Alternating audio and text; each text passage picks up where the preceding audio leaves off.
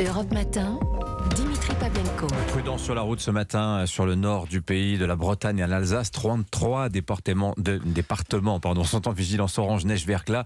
Alors comment ça va se passer sur la route, sur le rail, dans les aéroports, sans compter la demi-finale de la Coupe du Monde ce soir qui complique encore un peu plus la situation. Les autorités sont sur le pont. Bonjour Christophe Béchu. Bonjour. Bienvenue sur Europe 1. Vous êtes le ministre de la Transition écologique et de la cohésion des territoires. De bonne heure en studio avec nous sur Europe 1 ce matin. Vous surveillez la situation comme le lait sur le feu. Il y a une vraie inquiétude du gouvernement pour cet événement météo neige-verglas, Christophe Béchu.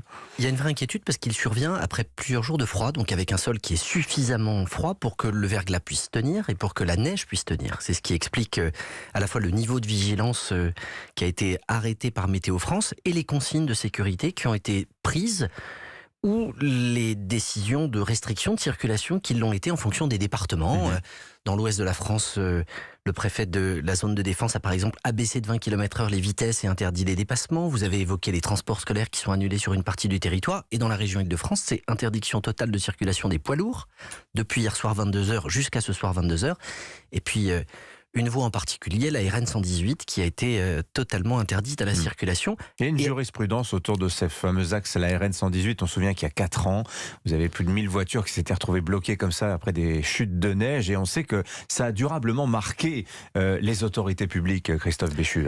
On sait que c'est un maillon qui est un peu fragile et qu'à l'intérieur de tout ça, on peut se retrouver avec des situations qui sont très compliquées et une difficulté à faire accéder les véhicules pour dégager ceux qui se seraient mis en travers de la route à cause des conditions météo. Et donc, dans ces conditions, appliquer un principe de précaution pour éviter ensuite qu'on ait des drames, ça semble être extrêmement légitime. J'ajoute une dernière chose. Je vous laisse finir. C'est la recommandation qui est quand même faite à tout le monde de se dire que si vous êtes dans les zones qui sont concernées, évitez de se déplacer, utiliser les transports en commun, télétravailler, ou si vous le faites, le faire dans des conditions de sécurité où vous réduisez votre vitesse, ce sont des choses qu'il faut qu'on rappelle pour éviter de se retrouver avec des accidents. Est-ce qu'on a assez de sel, Christophe Béchu? On se souvient aussi qu'à certains hivers, les quantités de sel sont parfois limites.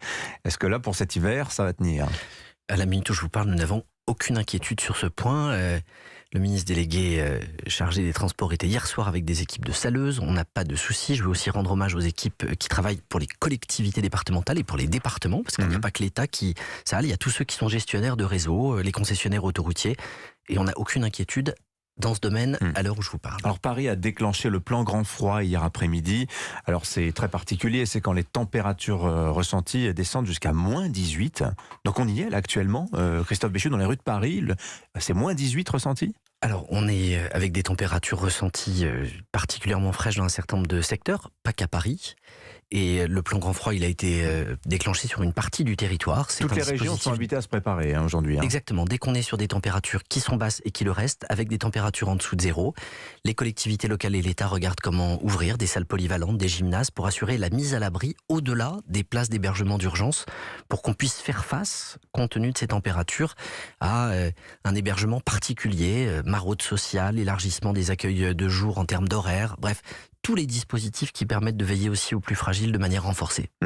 La demi-finale de Coupe du Monde, est-ce que ça vient aggraver, alourdir, compliquer un peu plus la situation? On entendait Gérald Darmanin dans le journal de 7h sur Europe 1 expliquer que plusieurs portes du périphérique allaient être fermées, les transports en commun également, ça allait être réduit. Journée vraiment très très compliquée. Alors, on peut espérer que des gens seront chez eux ou vont rester chez eux pour précisément regarder le match, ce qui permettra de limiter une partie de la tension sur les axes de circulation. Mais c'est vrai que forcément, c'est un événement, quand on voit les audiences et les succès des matchs précédents, et puis le niveau de compétition auquel nous sommes rendus, il y a une tension particulière. On sait que tous les grands événements aujourd'hui engendrent une tension. Et ce match France-Maroc de cet après-midi, lui aussi, il est un facteur de vigilance. Il y a une attention particulière autour de cette rencontre, Christophe Béchu. Il y a d'abord une attention sportive pour les Marocains qui, pour la toute première fois, arrivent à ce stade de la compétition, avec donc une fierté et une envie d'aller plus loin. Pour les Français, parce qu'on ne s'habitue pas, j'allais dire, à gagner tous les 4 ans de ce genre de choses sans que ça suscite à chaque fois un véritable enthousiasme collectif.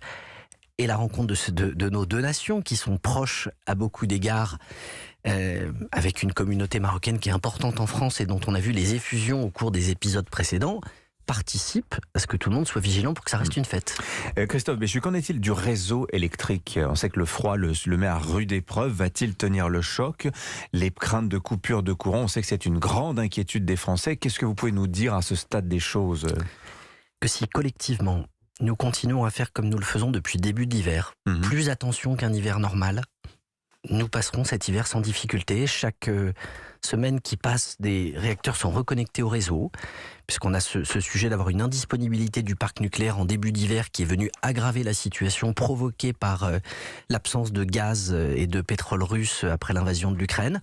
Mais à la minute où on se parle, si nous continuons à être collectivement responsables, on n'aura pas de difficulté pour passer cet hiver. Autre sujet pour vous, je me permets une question quand même, Christophe Béchu, parce que ça fait partie de votre périmètre. La COP15 a lieu en ce moment à Montréal. Elle a démarré la semaine dernière. On discute de la conservation de la nature avec l'objectif, d'ici 2030, de protéger 30% des terres et des mers de la planète. Ça veut dire quoi exactement, protéger les terres et les mers de la planète? On les sanctuarise complètement? Ça veut dire qu'à la minute où on se parle, nous, tranquillement, ce matin, on a 1 million d'espèces animales et végétales qui sont menacées d'extinction. Ça veut dire que les 3/4 de la planète sont touchés par de la pollution. Ça veut dire que 85% des zones humides de la planète ont disparu sous l'effet des activités humaines. Si on ne protège pas une partie des terres et des mers, qu'on continue à saper le vivant, les lieux qui permettent aujourd'hui à la nature, y compris de nous nourrir, de nous aider à résister à une part du dérèglement climatique, on accélère le déclin de toutes les espèces vivantes. Mais ça veut dire, j'insiste quand même. Très concrètement, je serai à Montréal précisément demain pour la partie négociation qui va commencer à l'échelle des gouvernements. On est 112 pays. Derrière la France et le Costa Rica, à défendre ces 30% des terres et ces 30% des mers qui seraient sanctuarisées, dans lesquelles on limiterait les activités industrielles, dans lesquelles on limiterait les activités de pêche, dans lesquelles on limiterait les activités humaines qui ont des conséquences sur les écosystèmes. Mais c'est un des enjeux des négociations, parce qu'on est 112 pays, il y en a 200 dans le monde, et on en a 80 qui nous disent « Attention, on a besoin de chaque espace de notre territoire pour se développer », ou d'autres qui nous disent « On veut bien faire 30-30, mais si c'est pas 30 trop strict, si c'est pas 30 trop dur, ou alors on veut bien faire 30% sur la terre, mais on veut pas faire 30% sur la mer ». Ça va vraiment être le sujet des 2 prochains jours. Quelle partie de la terre faut-il sanctuariser? 30% de la France, par exemple. On aura l'occasion d'en reparler sur Europe 1. Merci d'être venu nous voir ce matin sur Europe 1. Christophe Béchu, le ministre de la Transition écologique, était notre invité ce matin. 7h20.